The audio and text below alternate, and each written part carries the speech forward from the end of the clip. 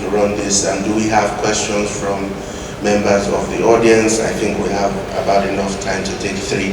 I see Edie Wole Ajinisi's hand. I see the operators as accelerator and regulators, possibly a break. One of the things that I don't think we've done well here is we have not brought a regulator into this discussion. And I think, in my view, that represents the gap. But let me ask the question. Today, as operators, we see that we are growing at a pace faster than the regulators. And everywhere in the world, innovation outpaces regulation.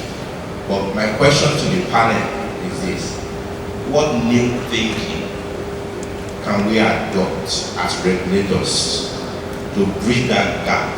Because this ecosystem can't get matured until we bridge that gap. So the question to you is that what deliberate, intentional new thinking can we adopt to bring that gap a bit closer, so that we can go at a faster pace? Thank you.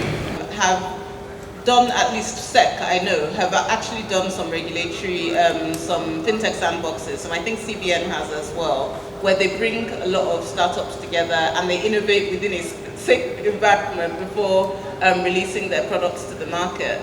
And I think that that's super important, that they understand regulation. When you have an app that's an MVP that is basically sort of a minimum viable product and doesn't have any customers and is not making any money, and maybe they've scraped together some money from their parents and a few relatives and a cousin to put the thing together, I think it's not the time to start asking for a banking license yet of billions. But it's, I think both CBN and SEC have done these sandboxes for different areas of fintech, and I know that some of the startups in our portfolio have been participants, at least in the SEC one, and that gives sort of the time needed for innovation. But yes, like I have a course actually on bank regulation on my YouTube, and I always I said in the course that we're going to Basel 10. Because every time that they release a new set of Basel rules, the banks always quickly outsmart it and then we'll go to the next one. So regulators follow innovation, but I think that these sandboxes and these sorts of innovation spaces within the regulatory framework can help bridge the gap. Thank you for that. Okay, I'm the Special Assistant to the Deputy Managing Director. So I imagine that the startups who have in their rooms, they must have experienced some challenges, or they will experience some challenges around hosting their data in the cloud. For instance, my experience with some startups have shown that you probably need maybe Azure or AWS, in order to continue building before you go live. Now, this comes at a cost. I hear what they say that they offer, let's say, free 12 months access to their services. But in some cases, 12 months is not enough to build, right? Some startups take up to maybe even 24 months to build.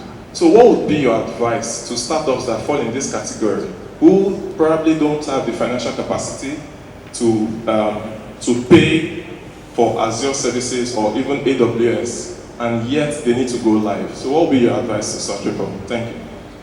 The cloud is by far the biggest accelerator of any ecosystem, especially in terms of building products for startup. And the reason is, what is the other option? The other option is you trying to build and own your infrastructure. And how many people can build that? How many people can own elaborate data centers with the kind of controls required to run the kind of services startups are running? How many? It's only the larger organizations like banks that can afford to do that. The second thing is that the cloud allows you to start small, and I mean like very small. I, as a person, I use the cloud for personal projects that have nothing to do with Microsoft. I use sometimes, in some cases, third-party cloud services that I can afford, and how much am I earning? So the point is, the cloud does allow for that affordability point in terms of building over time. I think where people get it wrong is in how they architect for the cloud. you shouldn't be spinning up resources on a cloud environment that you know you don't need, knowing that it's going to incur a cost. You should only use what you need, and that is the principle of the cloud. It is as a service. You only turn on services when they are needed, and when they are not needed, please put it off. So a sandbox, for example, should not be running 24/7. When your guys are not actively building, turn it off. It's not incurring any cost. The cloud provider is not billing you for that period. And so that's basically, I think, the fastest way to respond to your question in terms of cloud cost and adoption. And I think that when you start a business, that's something that you have to accept. So you put everything into that business, but at the end of the day, it might still fail. And as in the venture capital world, we invest knowing that quite a few of these companies will fail. So we put our money, and that's why venture is a high risk, high return asset class, because we're investing in early stage ventures, knowing that there's such a high failure rate. But don't let that discourage you. I think if it's something that you really want to do and you understand the risks, and you do understand that, it could be that you work for 7 to 10 years and the business still fails. And you could have been in a highly paid job during that time. But instead, you're doing this and you're ready to spend your life like that, then, it's also a rewarding way to spend 10 years if you acknowledge that at the end of the day, it could fail.